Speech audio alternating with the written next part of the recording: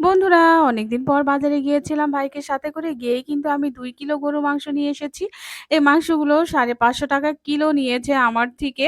আজকে কিন্তু মাংসওয়ালা মামা আমাকে ঠকাইতে পারেনি। কারণ আমার ভাইয়ের সাথে ছিল, হাড্ডি আর চর্বি দেওয়ার সুযোগই পাইনি। বলতে গেলে এর আগের ভিডিওতে আমি আপনাদের দেখিয়েছি কতগুলা হাড্ডি আর চর্বি দিয়েছিল আমাকে। এগুলা কিন্তু আমি বাসায় নিয়ে এসে এখন পেঁয়াজ, রসুন বিভিন্ন ধরনের বাটা মসলা দিয়ে খুব ভালো করে হাতে মেখে প্রায় ১ ঘন্টার মতো আমি রেস্টে রেখে দিব। কারণ মাংসটা যদি রেস্টে রাখা হয় ঘন্টাখানেক, তাহলে কিন্তু সেই মাংসের মধ্যে মসলাটা ভালো ঢুকে এবং স্মেলটাও ভালো আসে সেই মাংস রান্নার। দেখতে পাচ্ছেন খুব ভালো করে কিন্তু মাখানো হচ্ছে।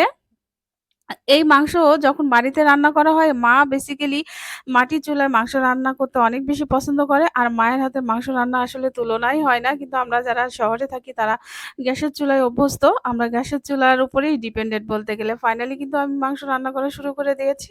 বড় একটা পাতিলের মধ্যে মাংস রান্না করা হচ্ছে। যেহেতু আমরা লোক সংখ্যা বেশি, সবাই মিলে মাংস এখন মজা করে খাবো।